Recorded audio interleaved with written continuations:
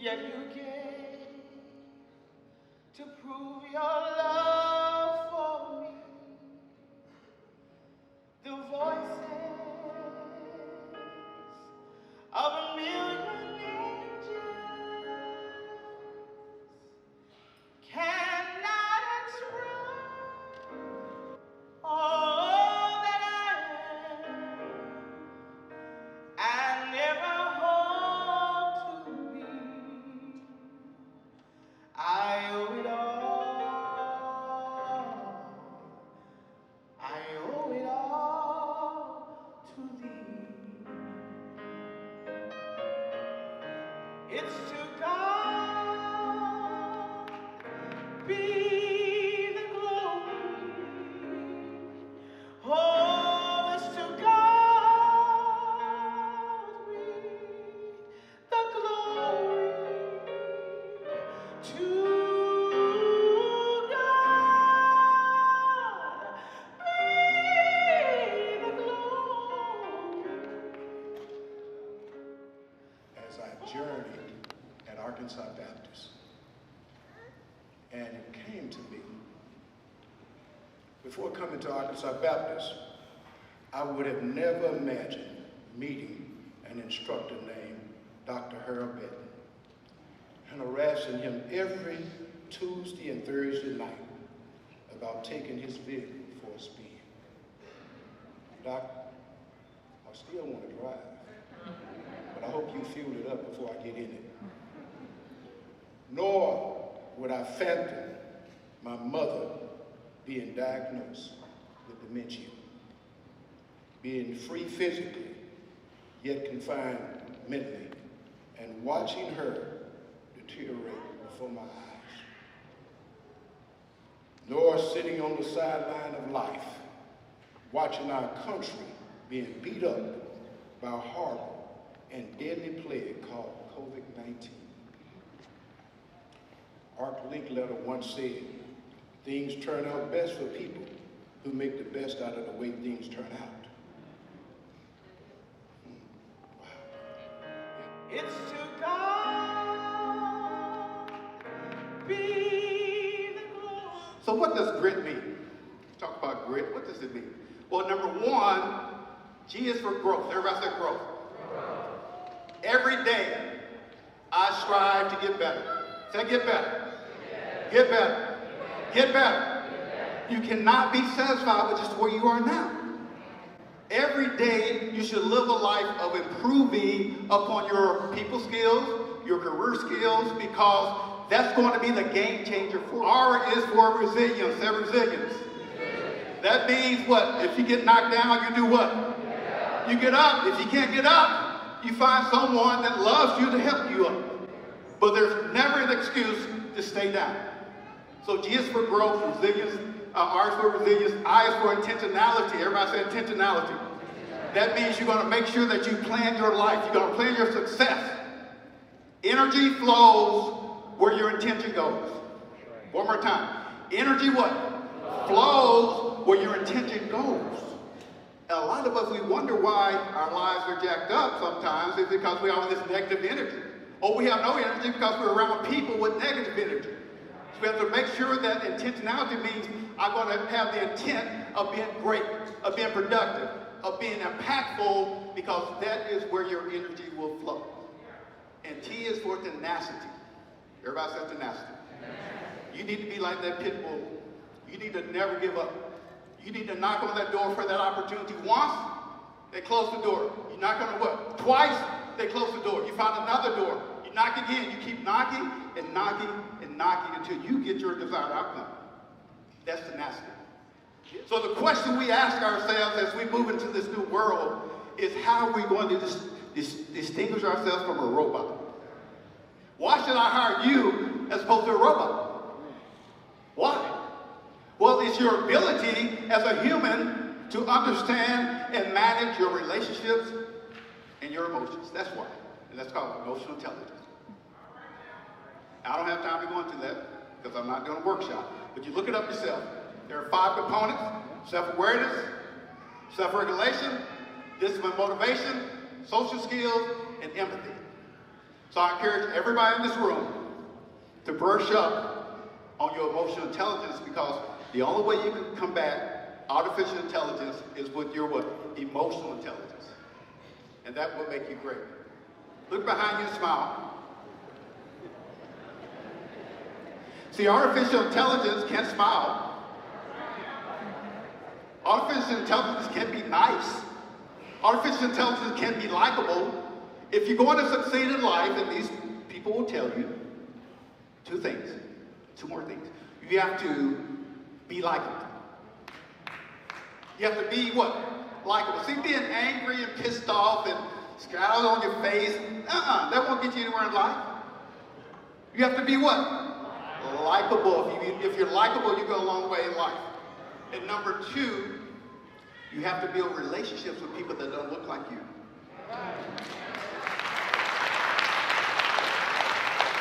You have to build relationships with people that don't look like you, because we will all tell you the success we've experienced were because of what? Relationships. People always talk about white people are in their circle, in their country club, and they're here and there. I've been there, done that before. But when you have a chance to walk in those circles, do it. Do it, because people are people. We all have fears. We all shed tears. We all are only here for a number of years. We're all the same, so build solid relationships. You've been a great audience. I wish you all the very best of luck. Keep your grit on. Thank you all for your grit that you have shown. And thank you. In recognition of his commitment and service to not only the community, but the support of Arkansas Baptist College, including the African American males, by the power invested in me by the Arkansas Baptist College Board of Trustees, I hereby confer upon Sidney Moncrief a Doctor of Humane Letters.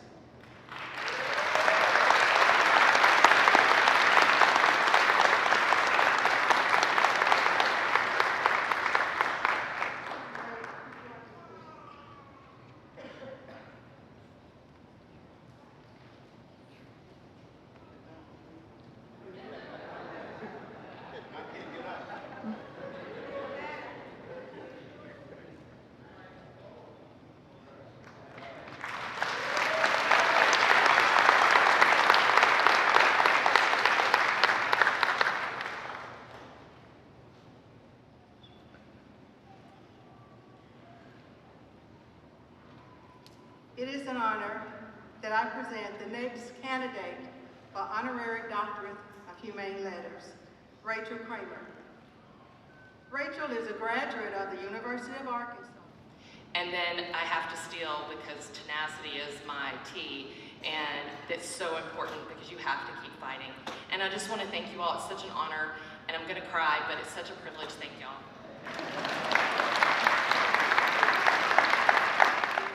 Humane letters is Miss Mary Louise Scott Smith. Mrs. Smith, please come forward.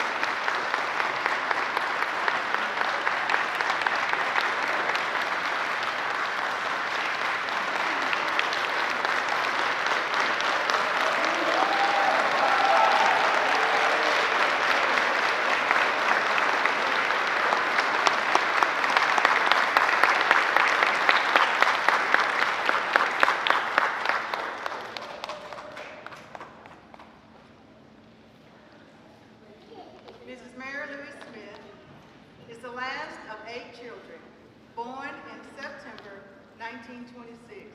Yeah, she's 96.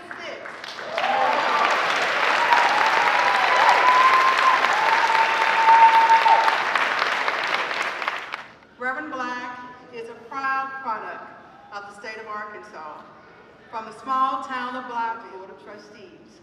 I hereby confer upon you the Doctor of Humane Letters. Please come.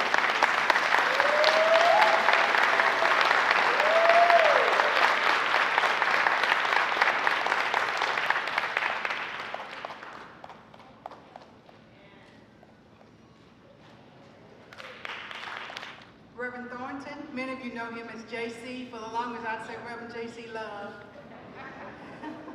Reverend Thornton is the pastor of the Macedonia Missionary Baptist Church, located in Louis. Yes, ma'am. So it was about 7:30 one night, and I get this call.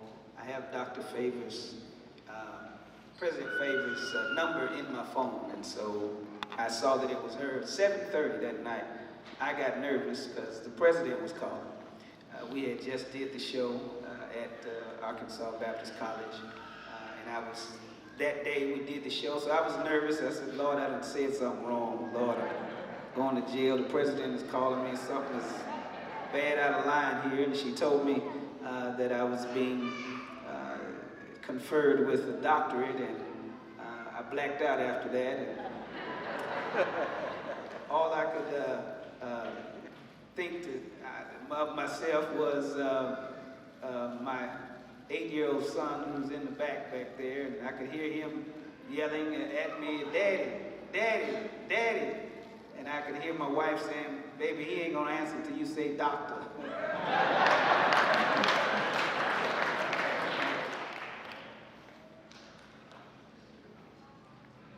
But when Arkansas Baptist College was in trouble, and two of the colleges here in the city had considerable loans, and many of the colleges outside of Arkansas had loans as well.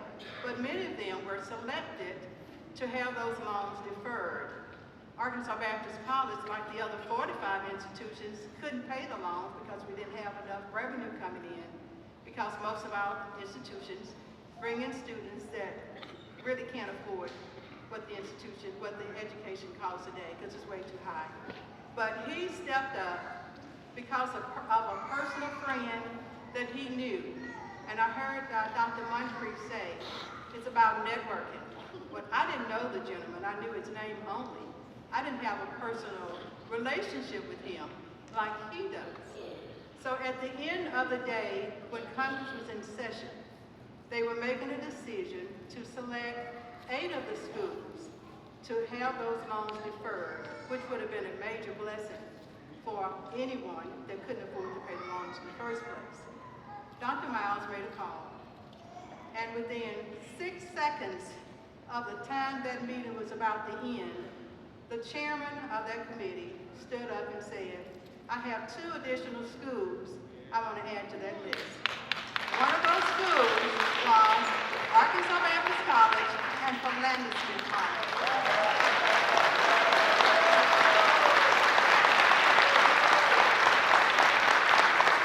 It gets a little bit better than that.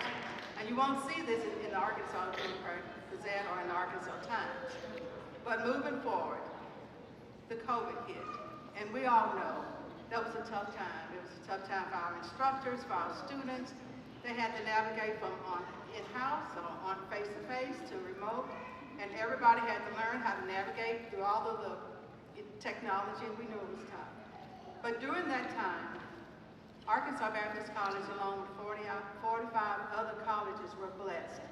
And it was because of this gentleman here who went to that same chairman, who was the decision maker, and not only did he defer our loans, he forgave our entire $30 million loan. I owe it all to thee. It's too